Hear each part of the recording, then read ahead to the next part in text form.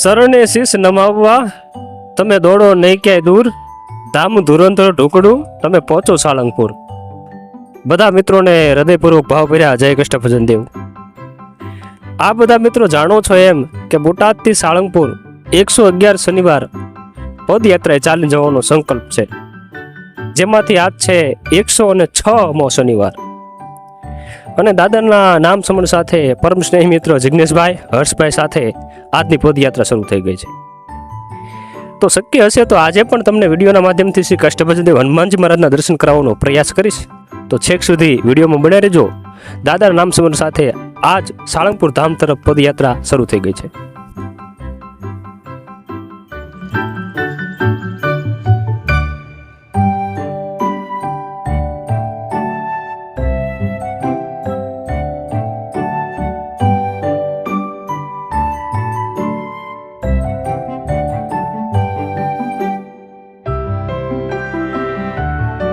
દેવ હું બોટાદથી સાળંગપુર જવું 108 વખત હું હાલીને જયેલો છું, અને મારો જે સંકલ્પ હતો એ પૂરો થઈ ગયો। પછી તોય તેમ છતાં પણ હું માથે વિધાન હું હાલીને જઈ આવ્યો છું। પણ એવી દાદાની કૃપા જેવી છે કે કોઈનું આપણે એનું વર્ણન ન કરી શકીએ એવી દાદાની કૃપા છે। અને શરીર વાળો લોટકો માણા હોય ને તો એને પણ ઠાક નથી લાગતો।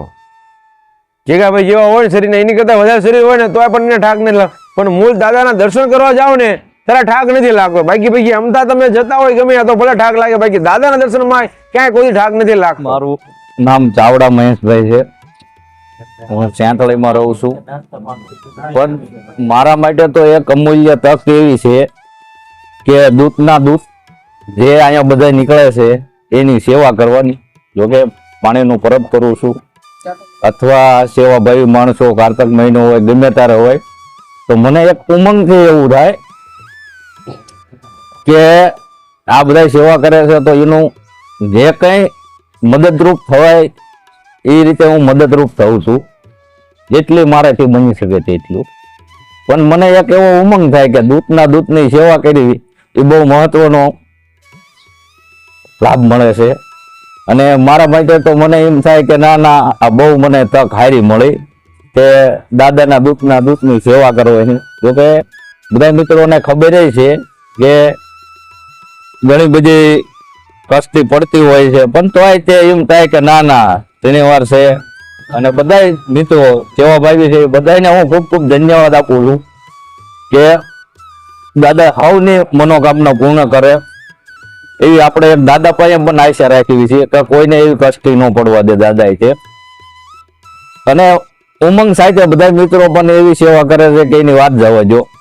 અને શનિવારની વાત જોઈને બેઠા હોય, કાલ છે પમદી છે એમ અગાઉથી બધું આયોજન હોય કે શનિવાર આવશે એટલે આમ ગમે એવું કામ હોય તો બધા મિત્રો પડ્યું મેકી અને હાજરી આપે એ બહુ મહત્વનું છે।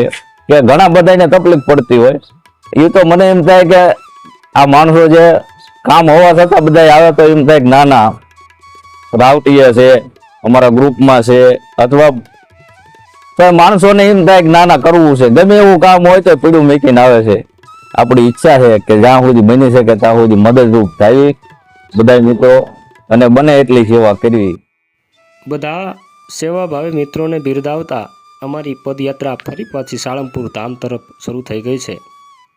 અમને રસ્તામાં ભાઈ શ્રી યોગેશભાઈ મળ્યા, તેઓ પણ પદયાત્રિકોની ખૂબ સારી એવી સેવા કરી રહ્યા છે। હર શનિવારે દાદાના ધામ સાળંગપુર જઈએ અંતરમાં એક અનેરો આનંદ અનુભવાય। સાળંગપુરમાં બિરાજમાન શ્રી નીલકંઠ મહાદેવના દર્શન કરી અને અંતરમાં આનંદની અનુભૂતિ થઈ। ધીરે ધીરે દાદાના દેવળ તરફ જ્યાં ડગ દીધા ત્યાં અંતરમાં એક અનેરી ટાઢક અનુભવાય। ખબર નહીં કેમ આ દાદાના ચરણમાં શીશ નમાવીએ ને ત્યાં તે આધિ વ્યાધિ ઉપાધિ બધું ટળી જાય।